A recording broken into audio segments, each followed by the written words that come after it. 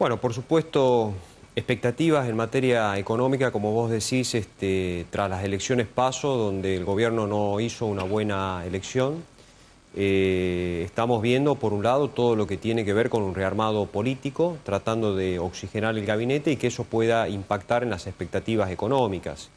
Y como bien decías, el gobierno está preparando medidas que se están evaluando porque precisamente las disyuntivas que tiene hoy la política económica es recurrir solamente, la disyuntiva es o más emisión de moneda o trabajar con un programa económico consistente que mejore las expectativas, que dé una visión ya no de largo plazo, al menos de mediano plazo, porque lamentablemente el gobierno, o la política económica, mejor dicho, se fue quedando sin margen de maniobra.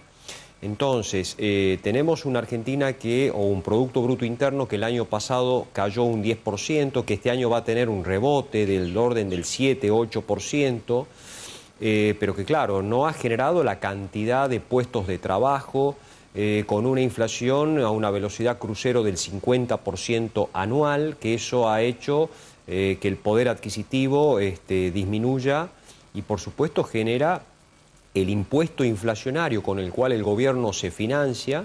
Bueno, la contracara de eso es, por supuesto, un cuadro social muy deteriorado, muy complejo, y lo que vos decís, entrar en una economía ficticia, entrar en Disneylandia por 40 días para ver si esas expectativas logran revertirse, pero todo el mundo sabe que eso es ficticio. A ver, se larga la cantidad de dinero que dicen. Creo que ayer levantaron un poquito el pie del acelerador. Se habló del 38% de incremento el salario mínimo vital a 38.000 pesos y lo terminaron en 32.000, 33.000. Exacto. Bajaron un poco la expectativa. Exacto. Pero digo, si se larga esa cantidad de dinero a la calle sin respaldo monetario, que la gente tiene que saber, cuando vos largas dinero tenés que tener respaldo, ¿cuándo va a sentir el efecto el ciudadano de que esos 1.000 pesos que hoy tienen un valor en noviembre, en diciembre, o en qué época vamos a darnos cuenta que ya tiene menos valor esos 1.000 pesos? Pero se trata de pocos días, porque cada vez el problema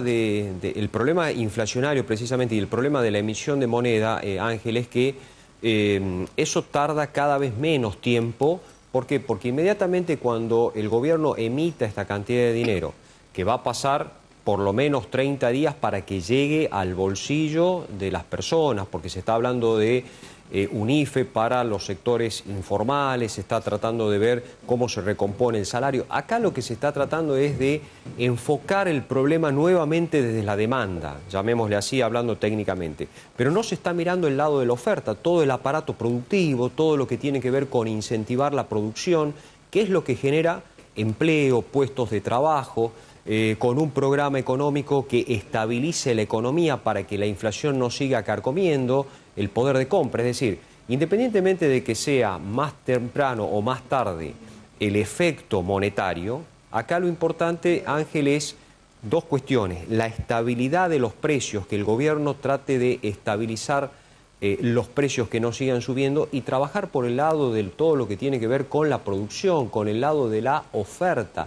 Si seguimos fogoneando la demanda, pero sin más producción, eso termina produciendo más inflación, y esto es lo que los agentes económicos incorporan en sus expectativas. ¿Usted le sorprende que haya cedido ante los planteos políticos Guzmán o no? Porque antes tenía un perfil, ahora es como que algunos critican diciendo es como que está defendiendo su cargo. No pudo correr ni siquiera un secretario, ¿no? Y allí comenzó la caída de la imagen de alguien que parecía distinto en economía después de mucho tiempo. Bueno, el ministro es claro que no tiene hoy en día el timón de la economía.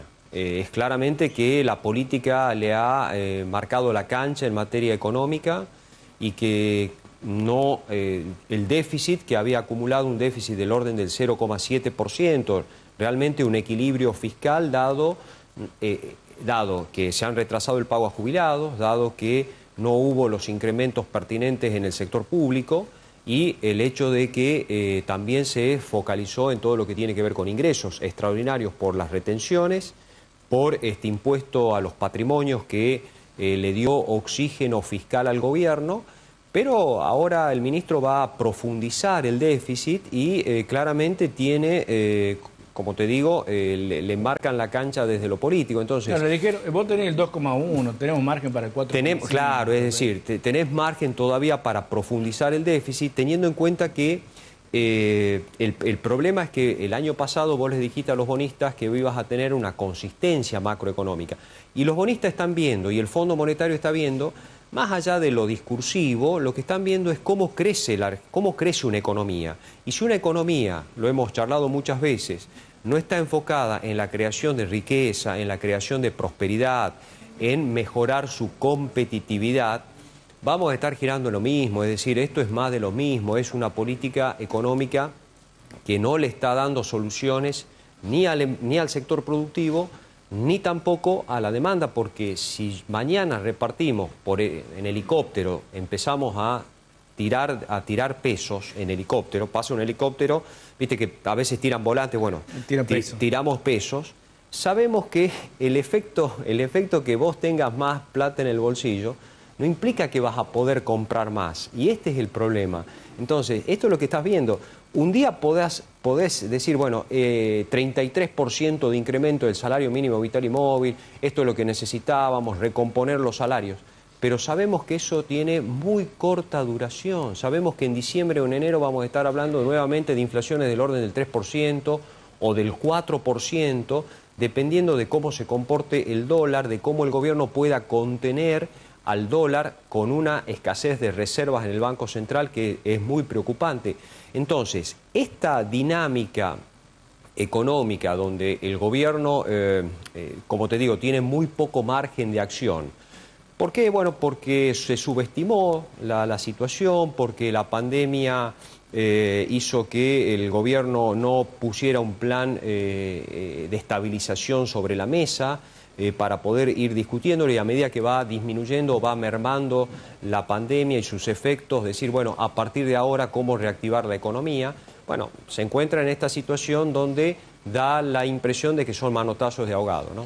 Por último, en 30 segundos, ¿qué se puede esperar para los próximos días? ¿Qué espera usted y qué se va a ver? Expectativas con respecto a las medidas que va a tomar el gobierno, que las están evaluando en el gabinete, y probablemente el mercado empiece a tomar nota del impacto que van a tener esas medidas en estos pocos días, ¿no? O sea, el mercado que empezara a la caída de acciones, exactamente. El dólar va a empezar otra vez El mercado va a tomar nota, va a decir, mira, son medidas que ya se esperaban, son medidas que van a la demanda, con lo cual esto va a tener un impacto en los precios, con lo cual me voy a comprar dólares, con lo cual no voy a ser tan optimista con respecto a la bolsa, y eso vamos a ver los altibajos de un mercado que se está preparando ya para modo electoral, y las encuestas, lo que vayan marcando las encuestas. Profesor.